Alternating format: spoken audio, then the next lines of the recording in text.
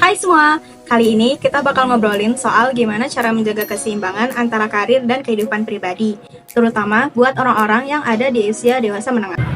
Nah, sebelum kita masuk ke tips dan trik buat jaga keseimbangan itu, kita harus ngerti dulu nih, apa itu dewasa menengah dan tantangan-tantangan yang dihadapi pada fase ini. Dewasa menengah itu biasanya mencakup usia sekitar 40 hingga 60 tahun. Di periode ini, individu akan mengalami perubahan fisik, emosional, dan sosial yang cukup signifikan. Ini adalah masa di mana banyak orang mulai mengevaluasi pencapaian hidup mereka, mengalami perubahan karir, dan harus menyesuaikan diri dengan perubahan peran keluarga. Kayak jadi orang tua buat anak remaja, atau merawat orang tua yang udah lanjut usia. Nah, biar gampang membayangkannya, kita pakai ilustrasi aja yuk. Jadi ceritanya, ada Pak Kevin yang sudah mencapai usia dewasa menengah. Nah, kita simak cerita dari Pak Kevin yuk. Pak Kevin ini lagi di puncak karirnya. Tanggung jawabnya di kantor makin besar, dan bosnya punya ekspektasi yang tinggi banget. Jadwal kerja Pak Kevin jadi padat banget nih. Dia jadi susah buat ngatur waktu untuk keluarga dan dirinya sendiri. Kadang, Pak Kevin juga kepikiran buat pindah kerjaan aja biar dia bisa punya waktu lebih banyak buat hal-hal lain di hidupnya. Di rumah, Pak Kevin juga punya tanggung jawab besar. Dia harus mengurus anak-anaknya dan juga merawat orang tuanya yang udah mulai menua. Ini bikin tekanan dalam hidupnya makin besar. Selain itu, Pak Kevin juga mulai sadar nih pentingnya menjaga kesehatan fisik dan mental, apalagi di usia yang udah gak muda. Makanya dia mulai nyari waktu buat hobi dan kegiatan sosial biar bisa jaga keseimbangan emosinya.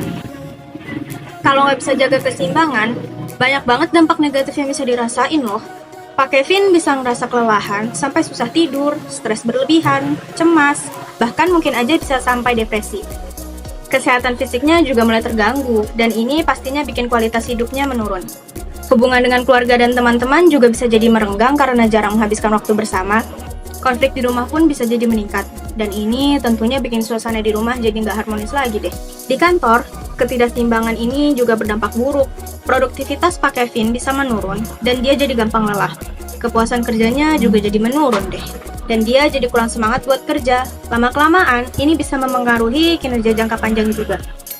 Nah, berikut cerita tentang bagaimana Pak Kevin mencapai keseimbangan yang baik antara kehidupan pribadi dan karirnya.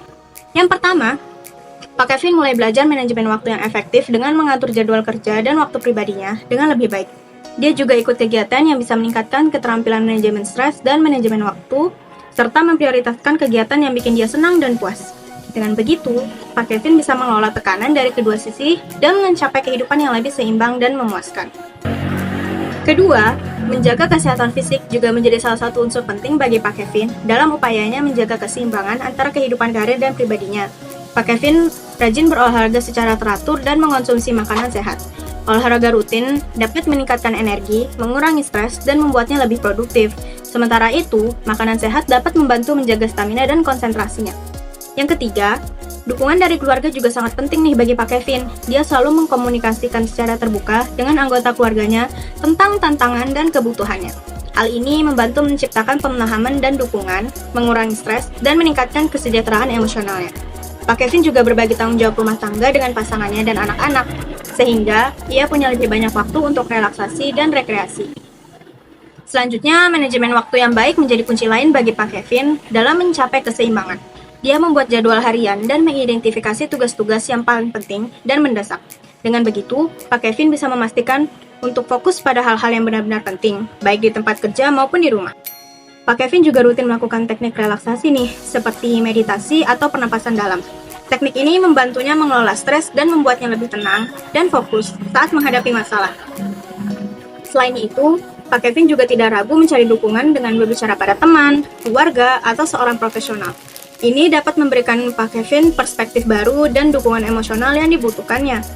Melibatkan diri dalam kegiatan yang menyenangkan seperti hobi dan rekreasi juga menjadi bagian penting nih dalam keseharian Pak Kevin untuk menghilangkan stres dan meningkatkan kebahagiaannya.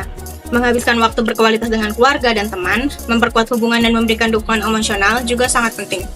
Hubungan yang kuat dengan keluarga dan teman memberikan dukungan emosional dan sosial yang dapat membantu Pak Kevin untuk merasa lebih baik dan seimbang dan juga merasa didukung. Berpartisipasi dalam kegiatan sosial juga membantu mengurangi stres dan memberikan rasa kebersamaan yang menyenangkan. Jadi teman-teman, cerita Pak Kevin ini menunjukkan betapa pentingnya menjaga keseimbangan antara karir dan kehidupan pribadi. Semoga kisah Pak Kevin ini bisa menginspirasi kita semua untuk lebih bijak dalam mengatur waktu dan prioritas kita ya. Terima kasih sudah mendengarkan ceritanya. Bye.